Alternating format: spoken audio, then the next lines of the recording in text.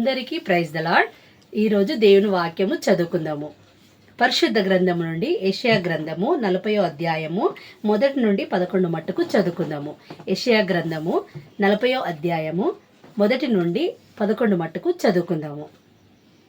మీ దేవుడు సెలవిచ్చిన మాట ఏదనగా, నా జనులను ఓదార్చుడి ఓదార్చుడి, యెరూషలేములో ప్రేమగా మాట్లాడుడి.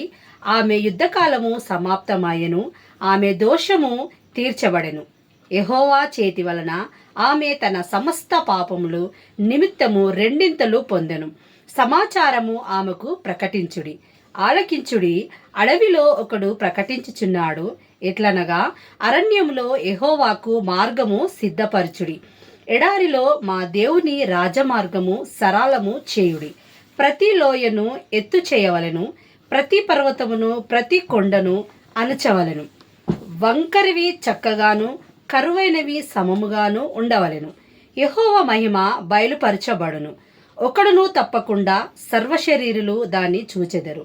ఈలాగున జరుగునని యెహోవా సెలవిచ్చుచున్నాడు. ఆలకించుడి, ప్రకటించుమని ఒకడు ఆజ్ఞ ఇచ్చుచున్నాడు. నేనేమి ప్రకటింతునని మరి ఒకడు అడుగుచున్నాడు. సర్వశరీరులు గడ్డి అయి ఉన్నారు, వారి అందమంతయు అడవి పువ్వు వలె ఉన్నది. యెహోవా తన శ్వాసము దాని మీద ఊదగా గడ్డి ఎండును, పువ్వు వాడును. నిశ్చయముగా జనులు గడ్డి వంటి వారే, గడ్డి ఎండిపోవును, దాని పువ్వు వాడిపోవును. మన దేవుని వాక్యము నిత్యము నిలుచును. సియోను సువార్త ప్రకటించుదానా, ఉన్న పర్వతము ఎక్కుము. యెరూషలేము సువార్త ప్రకటించుచున్నదానా, బలముగా ప్రకటించుము, భయపడక ప్రకటింపుము. ఇదిగో మీ దేవుడు అని యూదా పట్టణములకు ప్రకటించుము.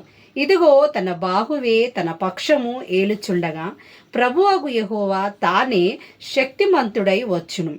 ఆయన ఇచ్చు బహుమానము ఆయన యొద్ద ఉన్నది, ఆయన చెయ్యు ప్రతీకారము ఆయనకు ముందుగా నడుచుచున్నది.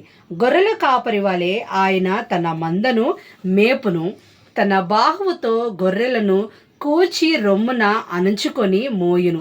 పాలిచ్చు వాటిని ఆయన మెల్లగా నడిపించాయము. చదువుకుందాము. యెహోషువ 1వ అధ్యాయము 1 నుండి 13 మట్టుకు చదువుకుందాము. యెహోషువ 1వ అధ్యాయము 1 నుండి 13 మట్టుకు చదువుకుందాము.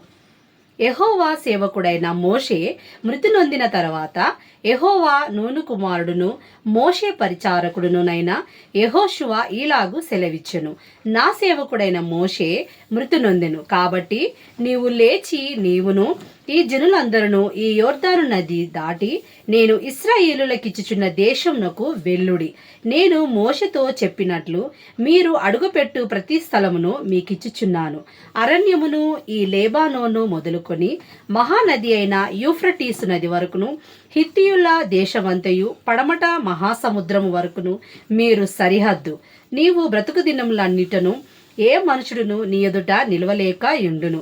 నేను మోషేకు తోడయుండినట్లు నీకును తోడయుందును. నిన్ను విడువను, నిన్ను ఎడబాయను. నిబ్బరము కలిగి ధైర్యముగా ఉండుము. వారికిచ్చేదనని నేను వారి పితరులతో ప్రమాణము చేసిన ఈ దేశమును నిశ్చయముగా నీవు ఈ ప్రజల స్వాధీనము చేసెదవు. అయితే నీవు నిబ్బరము కలిగి జాగ్రత్తపడి బహుధైర్యంగా నుండి నా సేవకుడైన మోషే నీకు ఆజ్ఞాపించిన ధర్మశాస్త్రమంతటి చొప్పున చేయవలెను.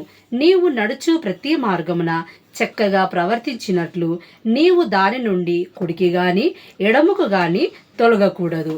ఈ ధర్మశాస్త్ర గ్రంథమును నీవు బోధింపక తప్పిపోకూడదు. దానిలో వ్రాయబడిన వాటన్నిటి ప్రకారము చేయుటకు నీవు జాగ్రత్త పడినట్లు దివారాత్రము దాన్ని ధ్యానించినెడలా నీ మార్గము వర్ధిల్ల చేసుకొని చక్కగా ప్రవర్తించెదవు. నేను నీకు ఆజ్ఞ ఇచ్చిన్నాను కదా. నిబ్బరము కలిగి ధైర్యముగా నుండుము, దిగులు పడకము, జడియకుము. నీవు నడుచు మార్గమంతటిలో నీ దేవుడైన యెహోవా నీకు తోడై ఉండును. కాగా యెహోషువ ప్రజల నాయకులకు ఇలాగు ఆజ్ఞాపించెను. మీరు పాలెంలోనికి పోయి జనులతో ఈ మాట చెప్పుడి. మీరు స్వాధీనపరుచుకొనుటకు మీ దేవుడైన యెహోవా మీకిచ్చుచున్న దేశమును స్వాధీనపరుచుకొనబోవుటకై 3 దినములలోగా మీరు ఈ యోర్దానును దాటవలెను గనుక ఆహారమును సిద్ధపరచుకొనుడి. మరియు రూబేనీయులను గాదీలను మనష్షే అర్ధగోత్రపు వారికిని యెహోషువ ఈలాగు ఆజ్ఞాపించెను.